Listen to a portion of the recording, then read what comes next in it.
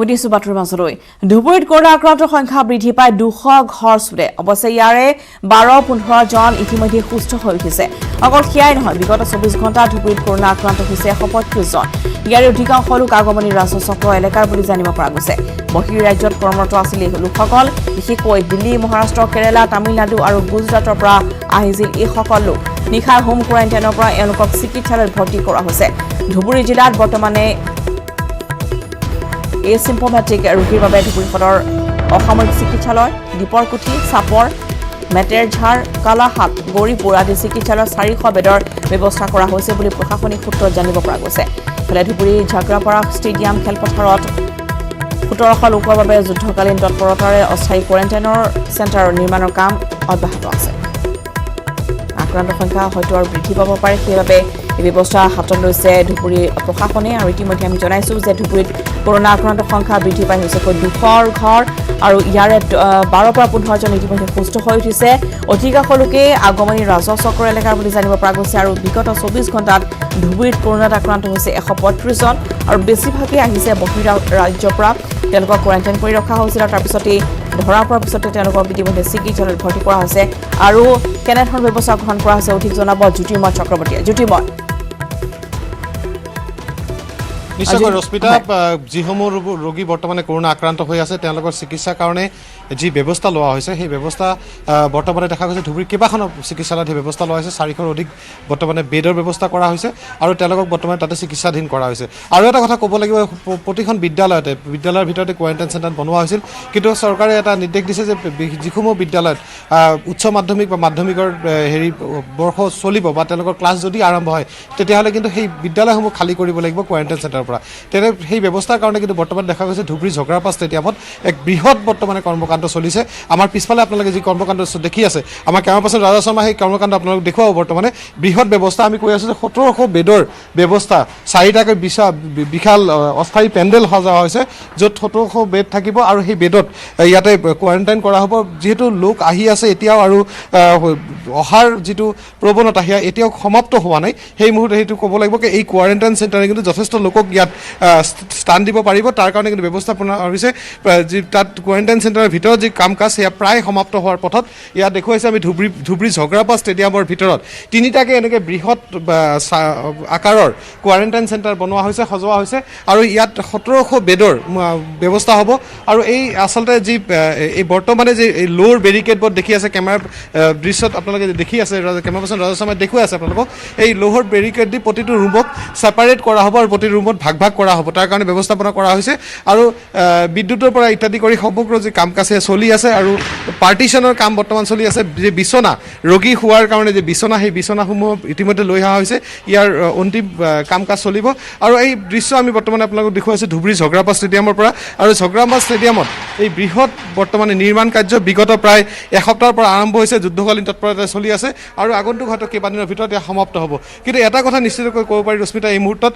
বৰ্তমানে লোক অহাৰ কম সংখ্যা কিন্তু কিছু সংখ্যাত কমিছে তেনে ক্ষেত্ৰত এই কোৱাৰেণ্টাইন চেণ্টাৰে কি হয়তো আগন্তুক দিনত এই কোৱাৰেণ্টাইন চেণ্টাৰে হয়তো নিৰ্মাণ সম্পূৰ্ণ হৈ গ'লে তেতিয়াহ'লে কিন্তু বাকী কাম কাজ যি আছে বা মানুহ আহিলে তেওঁলোকক ৰখাৰ যি ব্যৱস্থা প্ৰশাসনে চিন্তা কৰিছিল যে কোৱাৰেণ্টাইন চেণ্টাৰ কম হৈ যাব পাৰে সেই চিন্তা কিন্তু কিছু সম্পৰ্কে দূৰ হ'ব ৰশ্মিতা আৰু এটা কথা উল্লেখ কৰিব লাগিব এই ঝগৰাপাৰ যি ষ্টেডিয়ামত ব্যৱস্থা কৰা হৈছে ইয়াৰ পৰা ধুবুৰী চিভিল হস্পিটেল দূৰত্ব মাত্ৰ 500 মিটাৰ তেনে ক্ষেত্ৰত ইয়াত যদি কোনো আক্ৰান্ত ৰোগী থাকে 500 মিটাৰৰ কম আচলতে ক'ব লাগিব তেনে ক্ষেত্ৰত ইয়াৰ পৰা লৈ যোৱাৰ ক্ষেত্ৰত বা ৰোগীক চিকিৎসা কৰাৰ ক্ষেত্ৰতো কিন্তু যথেষ্ট সুবিধা হ'ব তেনে ক্ষেত্ৰত সেই সকলোবোৰ চাই পেলাই ইয়াৰ আচলতে জিঅ'গ্ৰাফিকেল লোকেশ্যনটো চাই পেলাই হ'লেও ইয়াত যে এই কোৱাৰেণ্টাইন চেণ্টাৰ নিৰ্মাণ কৰা হৈ আছে ইয়াৰ কিন্তু বহুত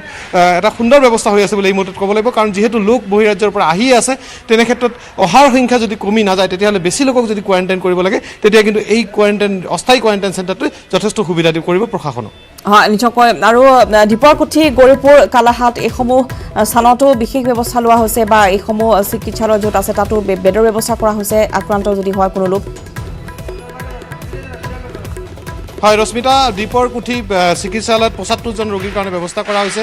কালাহাটত 25 জন, চাপৰত 10 জন, গৌৰীপুৰত 10 জন আৰু ধুবুৰী চিভিল হস্পিটেলত 100 জন। ইয়াৰ উপৰি মটেজঝাৰ যিখন মডেল হস্পিটেল আছে তাত 50 জন ৰোগীৰ কাৰণে ব্যৱস্থা কৰা হৈছে। এনেকৈ প্ৰতিখন বিদ্যালয় হালাকুৰা PHC, আগমনি CHC তেনেকৈ প্ৰতিখন চিকিৎসালয়তে 10-15 এনেকৈ ব্যৱস্থা কৰা হৈছে, যেনে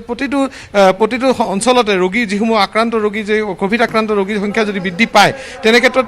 যেনে কোনো ধৰণৰ বেমেজালি সৃষ্টি নহয়, তেওঁলোকক যেন এচিমটমেটিক পেচেণ্টখিনি মিনিমাম ইয়াত ৰাখিব পাৰে বা চিকিৎসা প্ৰদান কৰিব পাৰে তাৰ কাৰণে কিন্তু ব্যৱস্থা লৈছে। আৰু এটা কথা আমি পুনৰ এবাৰ উল্লেখ কৰিছোঁ ৰশ্মিতা, যে যিসমূহ ভাৰ্নাৰেবল পেচেণ্ট, বয়সীয়াল মানুহ, সৰু শিশু বা তেনেকুৱা আন ৰোগাক্ৰান্ত লোক যদি কোভিড পজিটিভ হৈ যায় তেওঁলোকক কিন্তু ইয়াত চিকিৎসা কৰা নহ'ব, তেওঁলোকক ইয়াৰ পৰা বৰপেটা অথবা MMCH গুৱাহাটীলৈ তেওঁলোকক স্থানান্তৰ কৰা হ'ব। ইয়াত কেৱল মাত্ৰ বৰ্তমানে এচিমটমেটিক যিখিনি পেচেণ্ট আছে ধুবুৰী বা এই সংলগ্ন অঞ্চলত এচিমটমেটিক পেচেণ্টখিনিক বৰ্তমানে চিকিৎসা কৰা হৈ আছে আৰু বৰ্তমানে এই কোৱাৰেণ্টাইন চেণ্টাৰ বনোৱা হৈ আছে। হয়তো আগন্তুক আৰু 4-5 দিনৰ ভিতৰত এই কোৱাৰেণ্টাইন চেণ্টাৰসমূহ সমাপ্ত হৈ উঠিব। এই কোৱাৰেণ্টাইন চেণ্টাৰ সমাপ্ত হৈ গ'লে কিন্তু প্ৰশাসনে বাহিৰৰ পৰা অহা লোক ইয়াত ৰখাৰ ক্ষেত্ৰত বা ইয়াক তেওঁলোকক জেগা দিয়াৰ ক্ষেত্ৰত বহু অসুবিধা তেওঁলোকৰ দূৰ হ'ব। হয়, নিশ্চয় 1700 লোকৰ ব্যৱস্থা কৰা হৈছে ঝগৰাপাৰা ষ্টেডিয়ামৰ খেলপথাৰৰ পৰা। ইয়াত জ্যোতিময় দেখুৱালে পোনপটীয়া সম্প্ৰচাৰ ধন্যবাদ জনাইছোঁ। জ্যোতি, মই আপোনালৈ সমান্তৰালভাৱে আমি জনাইছোঁ যে বৰ্তমান ধুবুৰীত ইতিমধ্যে 200 লোক আক্ৰান্ত হৈছে আৰু সমান্তৰালভাৱে যিসকল বহিৰাজ্যৰ পৰা আহিব শ্ৰমিক বা অন্যান্য যিসকল লোক আহিব তেওঁলোকৰ বাবে বিশেষ ব্যৱস্থা গ্ৰহণ কৰিছে ধুবুৰী জিলা প্ৰশাসনে। ইতিমধ্যে ঝগৰাপাৰা ষ্টেডিয়ামত খেলপথাৰত সাজু কৰি তোলা হৈছে। যুদ্ধকালীন তৎপৰতাৰে 1700 লোকৰ বাবে তাত অস্থায়ী কোৱাৰেণ্টাইন চেণ্টাৰ স্থাপন কৰা হ'ব।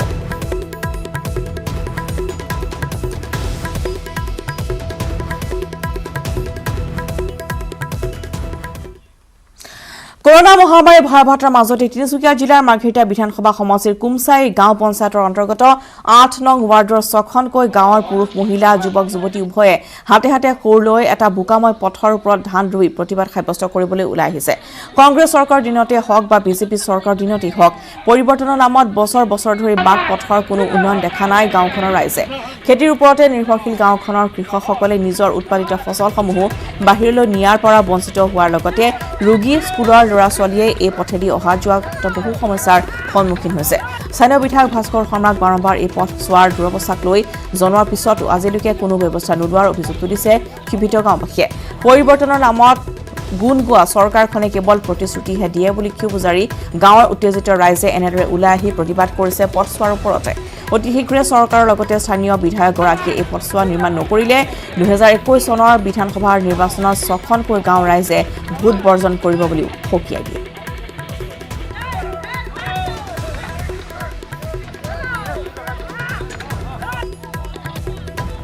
এনেকুৱা দুৰ্যোগ অৱস্থা হৈছে। আজিৰ দিনতো আমি এনেকুৱা গেলাৰ ৰাস্তাত আমি যাবলগীয়া আছে। এখন বাইক নাযায়, এখন বাইচাইকেল নাযায়। আমি বজাৰ হাট কৰি খোৱা মানুহ। আজি আমি বজাৰলৈ যাম বুলি ক'লে 10-12 কিলোমিটাৰ আমি বজাৰ যাব লাগে। এনেকুৱা ৰাস্তাত আমি শাক পাচলি, আমি কৃষক, আমি খেতি কৰা মানুহ, আমি কেনেকৈ আমাৰ নিজৰ আমি প্ৰাপ্য অধিকাৰটো আমি কেনেকৈ পাম?